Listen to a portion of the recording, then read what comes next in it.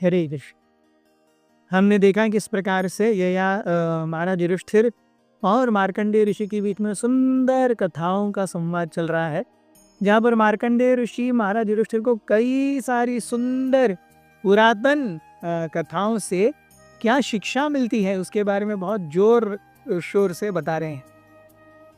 Last में हमने देखा था किस प्रकार से महाराज युधिष्ठिर के मन में इच्छा हुई कि पतिव्रता स्त्री की महानता के बारे में सुनने की, और मार्कंडेय ऋषि ने इस बारे में एक कथा बताई।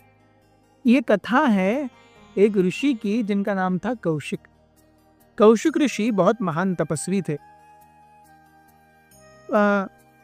वे एक बार जब एक बरगद के पेड़ के नीचे बैठ करके वेद मंत्रोच्चारण कर रहे थे, ऊपर से एक मादा क्रौंच पक्षी ने उनके ऊपर विष्ठा त्याग दी, बराबर उनके सर के ऊपर लगी।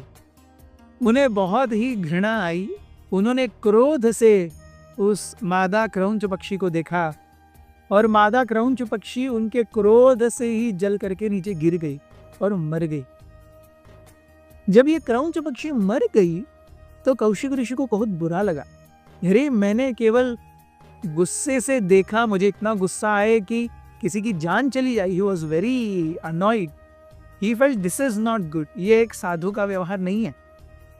बहरहाल इसके ऊपर चिंतन करते करते वे दोपहर को माधुकरी करने के लिए पास के गांव में गए। गांव में भिक्षा मांगते मांगते एक घर पर आए, जहां पर वो गृहिणी अपने आने वाले पति के लिए कुछ पका रही थी। और कौशिक ऋषि ने कहा, भगवती भिक्षान देहि, अगर आप मुझे मैया कुछ भिक्षा दे सकते हैं तो बाहर जब आई वो स्त्री, उसने देखा एक ऋषि है, सामने ब्राह्मण है और वो भिक्षा लेने के लिए खड़े हैं। उन्होंने कहा, मैं तुरंत आई, मुझे थोड़ा सा समय दे दीजिए, अभी अभी घर में अन्न पका है, आती हूँ। जब ये स्त्री अंदर गई तो उसका पति एक्सपेक्टेशन से जल्दी वापस आ गया अपने काम से, और उन्हें बहुत भूख लगी थी। तो अपने पति को परोसने लगी। उसने पति के हाथ पैर धोए, उसे पोछा अच्छे से, उनका शरीर का जो पसीना था वो पोछा, उनके साथ प्यार से वार्तालाप किया, उन्हें शीतल जल दिया, परोसा।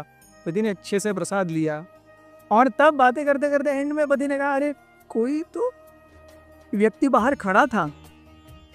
जब उन्होंने कहा बाहर खड़ा था, तब इस स्त्री को याद आया, अरे बाहर ब्राह्मण थे। वो तुरंत भाग करके गई बाहर और देखा कि कौशिक ऋषि वहीं पर हैं खड़े हुए। कौशिक ऋषि जैसे ही उस स्त्री को देखे, उनको गुस्सा आने लगा।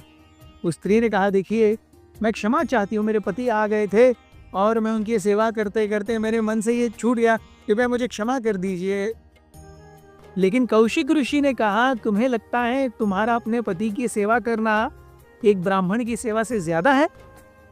हम ब्राह्मणों के सामने स्वर्गाधिपति इंद्र भी सर झुकाते हैं और तुम्हारा पति आने पर तुम उनकी सेवा करने के लिए लग गई। कौशिक ऋषि क्रोध के आवेश में और कुछ कहते, तभी स्त्री ने कहा, देखिए मुनिवर, मैं वो मादा क्रौंच पक्षी नहीं हूं जो आपके क्रोध की नजर से गिर जाए और मर जाए। कृपया यहाँ ऐसा इक्वेशन मत डालिए। मैं जानती हूँ आज ही सुबह किसी एक मादा क्रौंच पक्षी ने आपके सर के ऊपर विष्ठा त्याग दी। आपने उस क्रौंच पक्षी को बहुत घूर करके देखा, वो क्रौंच पक्षी मर गई। मेरे लिए मेरे पति की सेवा सर्वोपरि है। वो करने के बाद मैं फिर बाकी सबकी सेवा करूंगी। लेकिन अगर मेरे पति आ रहे हैं तो उनकी सेवा छोड़ करके मैं किसी और पुरुष की सेवा पहले कैसे कर सकती हूँ? और वैसे भी आप भिक्षा मांगने आए हैं, आप एक ब्राह्मण हैं। ब्राह्मण का कर्तव्य है काम, क्रोध और लोभ को त्याग दे। आप इस प्रकार क्रोध के अधीन आकर के मुझे श्राप देने पर तुले हुए हैं और अपने आप को ब्राह्मण बता रहे हैं। इससे तो अच्छा है कि आप अयोध्या जाइए। अयोध्या में एक बुचर, एक कसाई है, वो पूरा धर्मनिष्ठ है। उससे बड़े बड़े लोग कथाएं सुनने के लिए आते हैं। अपने मन और विचारों से वो पूरी तरह से निष्पाप है।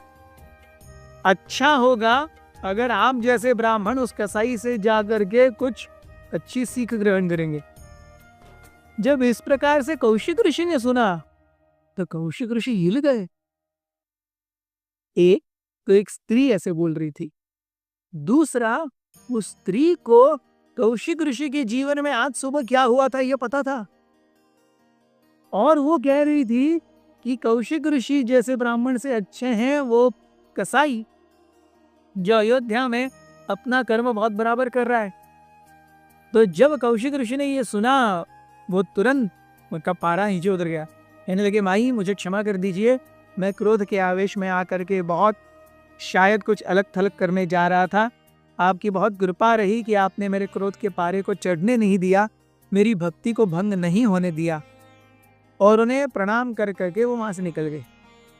कौशिक ऋषि अपने गुफा की ओर आ रहे थे, लेकिन रह रह करके उन्हें वही वार्तालाप सुनाई दे रहा था। देखो, मैं मादा त्रयोदश पक्षी नहीं हूँ। एक ब्राह्मण को काम क्रोध लोभ से परे होना चाहिए। आप क्रोध के आवेश में जाकर अपने आप को ब्राह्मण कह रहे हैं। एंड देन सबसे ज्यादा मुझे लगा जब कहा वो याद कर रहे थे तो स्त्री ने कहा, आपसे अच्छा अयोध्या का कसाई है जो निष्पाप है अपने मन में। तो कौशिक ऋषि के मन में यह सब उथल पुथल विचारों की चलने लगी। दूसरे दिन सुबह रात भर सोए नहीं। दूसरे दिन उन्होंने सुबह निश्चय किया, अब मैं अयोध्या जाऊंगा। वो अयोध्या की ओर चल पड़े। अयोध्या जाने के बाद क्या हुआ ये हम देखेंगे आने वाले एपिसोड्स में। बने रहिए हमारे साथ। करिए दृश्य। अथ श्री महाभारत कथा।